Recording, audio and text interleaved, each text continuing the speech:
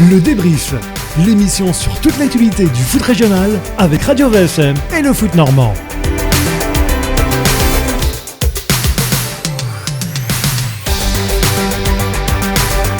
Amis sportives et sportifs, bienvenue, c'est l'heure du débrief avec Radio VFM et Foot Normand, votre rendez-vous hebdomadaire consacré au Stade Malherbe de Caen, au Havre Athletic Club, à QRM et plus généralement au foot partout en Normandie.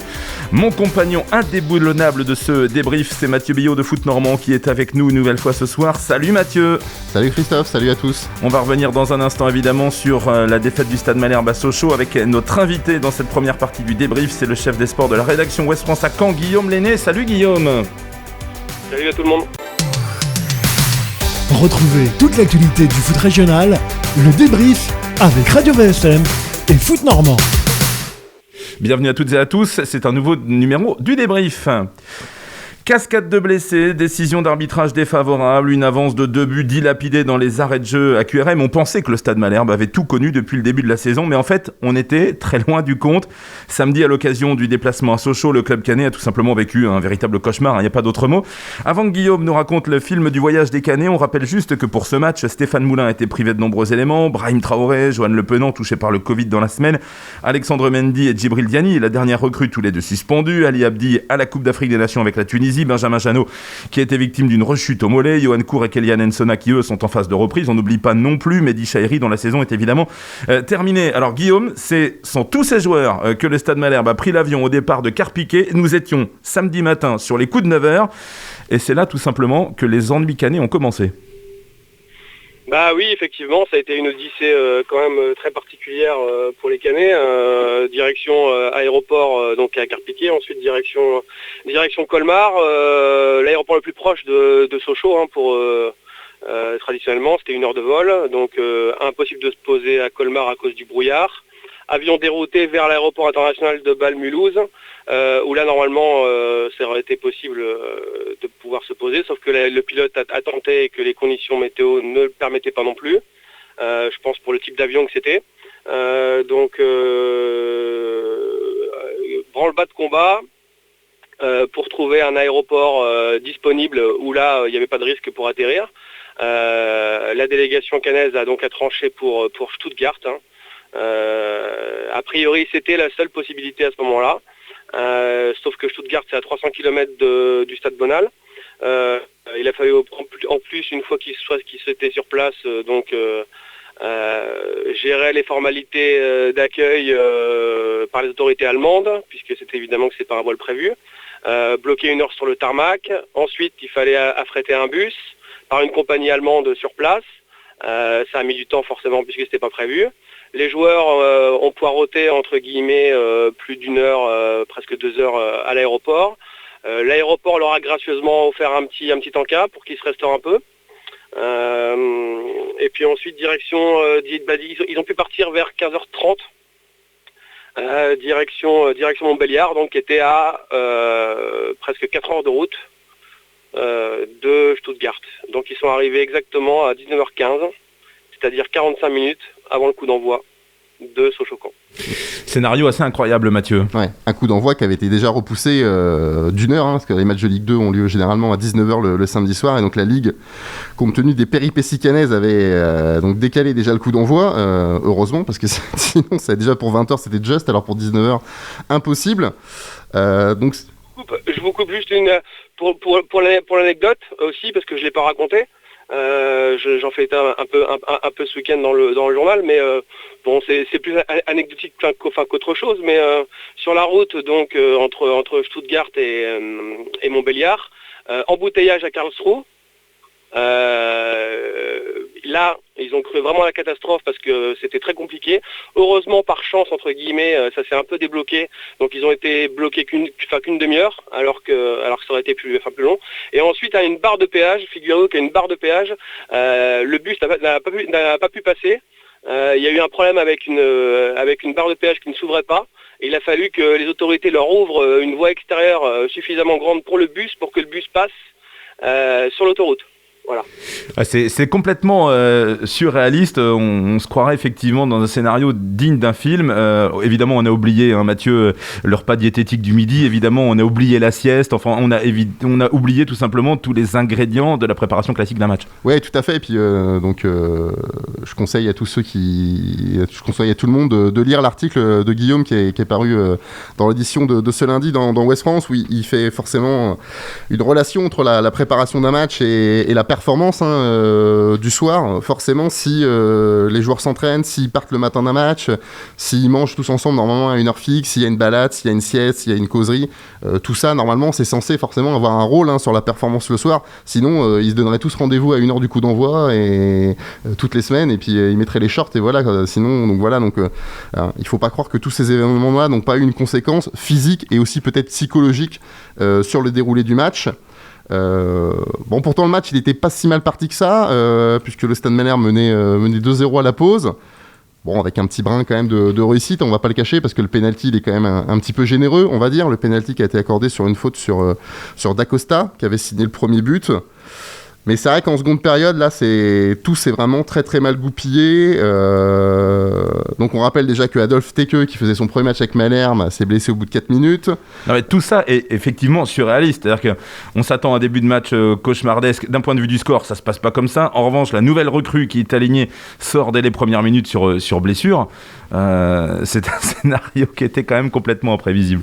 Ouais, et donc en seconde période, Sochaux a très rapidement réduit le score sur un mauvais alignement de la défense caennaise, et notamment Dioel Armougom, qui retrouvait le 11 de départ, compte tenu de l'absence d'Ali Abdi. Nuno Dacosta a pris un deuxième jaune quelques minutes plus tard, donc expulsion.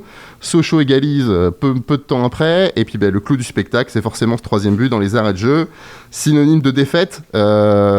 Du stade, elle a ressemblé à quoi cette seconde période, Guillaume ? Moi je pense que justement, Mathieu, vous parliez des liens de cause à effet entre la préparation, on va dire le trajet, et puis le match. C'est là où on l'a vu, c'est en deuxième mi-temps en fait, parce qu'il y a eu un double effet qui explique la deuxième mi-temps. Clairement, pour moi, les Canets se sont écroulés sur le plan physique en deuxième mi-temps, et ça a été évidemment accentué par l'expulsion de Dacosta à la 60e minute. C'est-à-dire quand même très vite, en deuxième mi-temps, au bout d'un quart d'heure. Dans la dernière demi-heure, les Canets n'avaient plus de jus. Et en plus, ils jouaient à 10. Contre une équipe sochalienne qui était en furie, qui a effectivement une réaction... ils ont été très bons en deuxième mi-temps, Sochaux. Une très grosse pression, beaucoup d'intensité, beaucoup de caractère. Et donc là les Canets ont totalement craqué. Alors ils ont craqué d'abord sur le plan athlétique, ils ont craqué parce qu'ils étaient à 10, et ils ont craqué aussi sur le plan mental, parce que je pense qu'évidemment le gros problème de cette équipe, et c'est pas nouveau, c'est la capacité mentale quand même à faire face à des événements contraires. À partir du moment où Sochaux a réduit le score très très vite, dans les têtes a forcément circulé le scénario de Quevilly. Et puis effectivement avec l'expulsion, moi je pense qu'ils ont aussi lâché en partie sur le plan mental, et que le sentiment un peu d'inéluctable dont parlait Stéphane Moulin en conférence de presse, c'est là qu'il est arrivé un petit peu, ça s'est insinué dans les têtes, également des joueurs à mon avis, le niveau physique n'aidant pas, et tout ça fait que on a le sentiment que le deuxième but, l'égalisation, puis ensuite le troisième but dans les arrêts de jeu, c'était presque écrit à ce moment-là vu le scénario du match. Ouais, Guillaume, encore une fois, vous le soulignez dans l'article qui est paru ce matin dans les colonnes de Ouest France, c'est pas la première fois que le Stade Malherbe perd des points après avoir mené. Vous le disiez, c'est déjà 14 points de lâchés, dont la moitié sur les 4 dernières journées, parce que le Stade Malherbe a mené à Auxerre, a mené à QRM, donc il menait aussi contre Sochaux. Là, c'est vrai que, fille de toutes les péripéties, de tout ce qui peut se passer contre le Stade Malherbe, blessure, suspension, Covid, là, il y a une faille clairement identifiée et qu'il est très difficile à corriger. Oui, c'est vrai que effectivement cette stat elle est assez parlante. Alors évidemment ça ne veut pas dire que aucune équipe de foot ne peut remporter tous ses matchs quand elle mène au score, ça n'existe pas. Mais bon, imaginez si simplement Malherbe sur ces 7 matchs où ils ouvrent le score et où ils perdent des points, si seulement sur ces 7 matchs ils en remportent 3, ce qui était largement dans leur corde évidemment, quand on refait le film de ces 7 matchs, des 7 matchs concernés, évidemment c'est plus du tout la même mayonnaise. Donc là, oui, clairement, il y a un vrai souci. Il y a un vrai souci qui s'est développé là sur le mois de décembre au niveau du fait que l'équipe au moins a réussi à ouvrir le score et a réussi à réagir. C'était mieux, c'est quand même mieux. Enfin, maintenant, l'équipe arrive à prendre les devants. Mais le problème, c'est que là, elle est en incapacité mentale et en termes de maîtrise collective globale à pouvoir assurer ça, à pouvoir avoir suffisamment de sécurité défensive et de sécurité collective pour tenir ses avantages. Et là, c'est un vrai problème qui la fragilise terriblement et qui fait d'elle tout simplement une équipe vouée à lutter pour se maintenir en Ligue 2. Ouais, Guillaume, je vous précise effectivement qu'une équipe qui gagne tous ses matchs en menant au score, ça n'existe pas. Je suis bien placé pour le savoir. Au-delà de ça, Guillaume, cette défaite, elle a provoqué le courroux des supporters rouges et bleus sur les réseaux sociaux. Il y a un mélange de sentiments de honte, de ras-le-bol, même qui anime un petit peu les supporters. Le coach avait été plutôt épargné pour l'instant par ses critiques depuis le début de saison. Et cette fois-ci, il n'a pas échappé à la colère des supporters. Alors la faute à ses déclarations d'après-match, lui qui est pourtant loué plutôt pour la justesse de ses analyses depuis le début de la saison, notamment sur ses analyses d'après-match. Ces propos, vous les avez relayés, Guillaume, dans Ouest France. Il n'y a qu'à nous que ça arrive. La coupe est pleine. Il y avait déjà plus beaucoup de place pour la remplir. Je pensais avoir tout vu, dit Stéphane Moulin. On a l'impression que tout ce qui nous arrive est inéluctable. Là, c'est le summum, poursuit-il. J'aurais préféré perdre 3-0. On a 0 réussite, 0, rien pour nous. C'est un truc de fou, dit Stéphane Moulin dans vos colonnes. Guillaume, est-ce que vous comprenez les réactions des supporters, notamment vis-à-vis du coach ? On peut comprendre la réaction de Stéphane Moulin, mais il fait référence notamment aux à côté, notamment là, sur ce match-là, effectivement. Alors après, il déporte sur le match. Là, oui, c'est une réaction à chaud, effectivement, que on peut lui reprocher de vouloir un petit peu noyer le poisson en parlant uniquement de réussite. C'est sûr que c'est pas uniquement la réussite sur ce match-là, puisqu'il peut aussi y avoir un penalty pour Sochaux qui n'est pas sifflé juste avant le troisième but. Oui, il n'y a pas que de la réussite. Après, effectivement, à chaud, moi je pense que les Canets et lui ont l'impression que tout leur tombe sur la tête en même temps. Il faut aussi dire que l'expulsion de Dacosta, elle est quand même assez sévère. Là, pour le coup, ils sont pas épargnés non plus, les Canets. Ils doivent faire référence également aussi à la blessure de Tekeu qui modifie tous ses plans, qui chamboule tous ses plans de départ, puisqu'il faut faire rentrer Gonçalves au milieu de terrain, il faut faire reculer Onyangé derrière. Et ni l'un ni l'autre ne sont au niveau, à la hauteur en termes de performance. Donc voilà, je pense que c'est tous ces éléments-là en fait qui fait qu'il a l'impression de plus rien maîtriser, que la pelote de laine se débine. Et que en gros ils ont rien pour eux. Mais évidemment que l'analyse du match en soi, elle peut pas simplement être liée à la réussite. C'est un ensemble de choses. Mais il faut aussi être un peu réaliste. Je pense que les supporters sont pas contents. Oui, mais là il faut faire l'analyse un petit peu avec sang-froid de ce match-là. C'était un match entre une équipe qui joue la montée en Ligue 1 et une équipe qui joue le maintien en Ligue 2 à 10 contre 11 dans la dernière demi-heure. Avec un niveau physique évidemment déplorable pour l'équipe de Caen, lié aussi au contexte de ce match-là avec le trajet. Tout ça, on peut pas l'oublier, ça rentre dans l'analyse. Donc on peut pas analyser ce match-là uniquement par le prisme du résultat brut et se dire que c'est scandaleux que Caen ait perdu ce match-là. Il y a une forme de logique à tout ce qui est arrivé. Ouais, Mathieu, effectivement, Guillaume y faisait référence, mais les conséquences de cette défaite, elles sont aussi comptables parce que inéluctablement, ça se traduit au classement.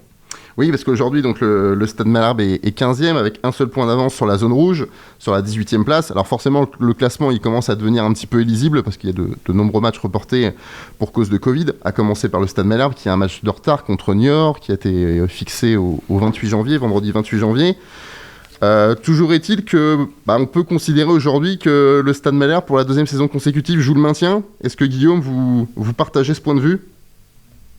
Bah oui, c'est ce que j'ai dit juste précédemment. Oui, le Stade Malherbe joue le maintien en Ligue 2.